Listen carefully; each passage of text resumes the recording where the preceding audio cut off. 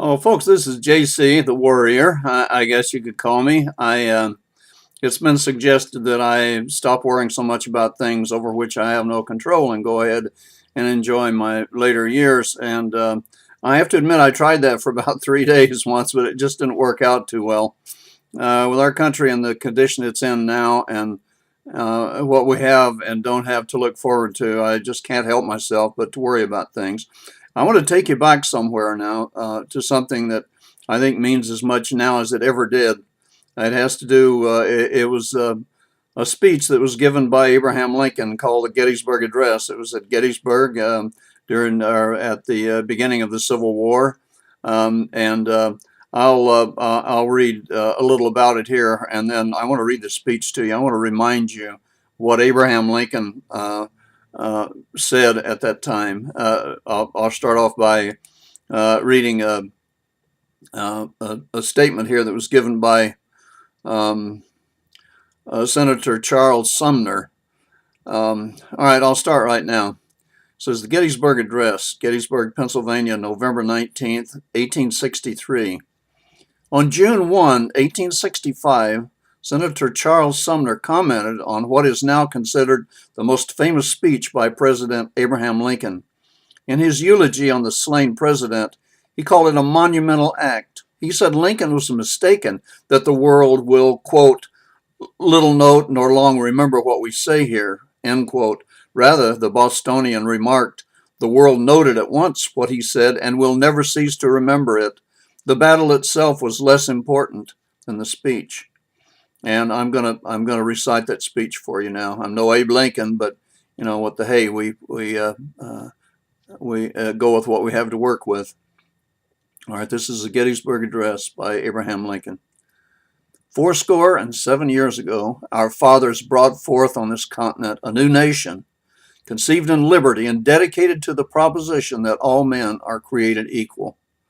Now we are engaged in a great civil war, testing whether that nation, or any nation so conceived and so dedicated, can long endure. We are met on a great battlefield of that war. We've come to dedicate a portion of that field as a final resting place for those who here gave their lives that that nation might live. It is altogether fitting and proper that we should do this.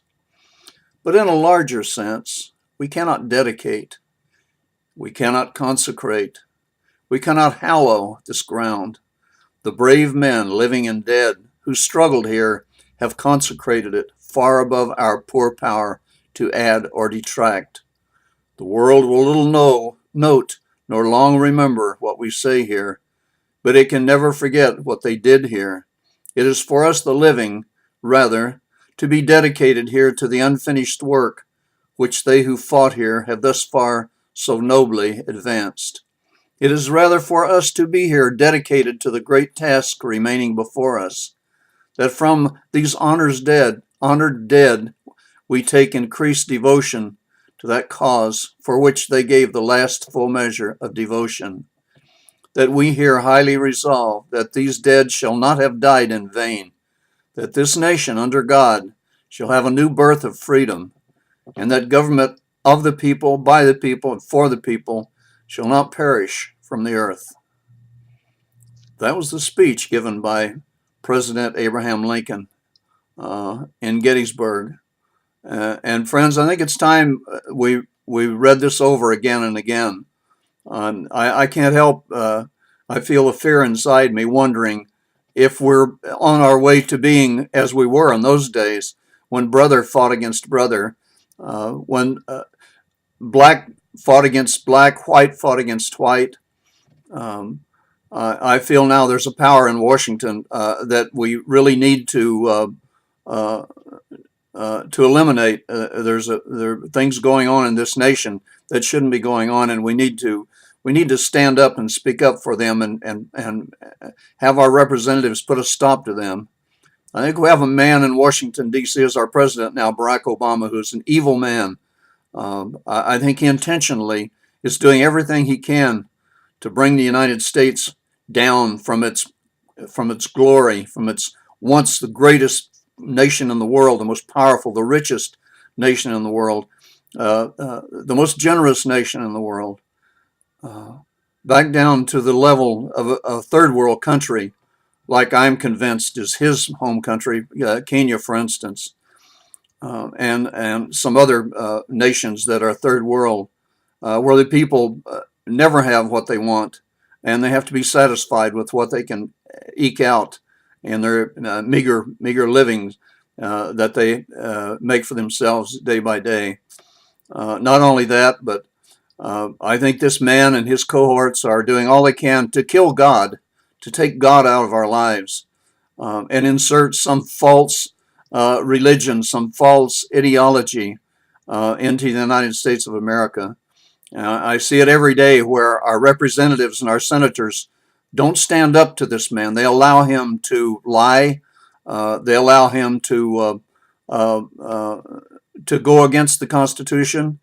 They know, I know, and we all know that the man shouldn't even be president. He's not qualified for it.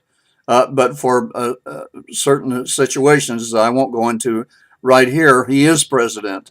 Not only once, but he was reelected. Um, Everyone knows that the election was a fraud. The polls were skewed. Some people laughingly admit they voted 3 or 4 times for this evil man, Barack Obama. In 3 more years, I really worry about what the United States of America is going to be in 3 more years. How quickly we descend, and it took so many years to get where we are now. And now we seem to be descending back down to the third world country. Hold on just a second. My little girl's calling. Hi, little girl. I'll call you right back. Okay, bye. That's my daughter, Margaret. I want to finish this while I have it on my mind to do it. Everyone should speak up. Everyone should take it on themselves to do everything they can to write letters and make phone calls, send emails, and make the people who representative, like Dianne Feinstein, for instance, our representative in Washington, who's trying her very best to take all of our guns away from us, to deprive us of our constitutional rights. Even our own people, some of the Republicans up there are going along with this Barack Obama and his cohorts in helping them or allowing them to do things that will be the downfall of the United States of America. We really need to put a stop to it, folks. Now, I don't know what you can do about it. You can make phone calls, you can write letters, you can send emails, you can stand up and speak for America. Next thing I want you to do is replay this video or go in and download the Gettysburg Address and read it over again. Read what these words say about America, about who we are, and about all these brave people who have died, who have sacrificed their lives so that we can live in a wonderful, free nation, the freest, most wonderful nation in the history of the world, and not just sit back and watch it decline back into perdition. We really need to do it, folks. You really need to do it. Some of you may not like what I'm saying here. I wouldn't know why you won't, but if you don't, then delete me. Don't listen to this. Don't put any stock to it.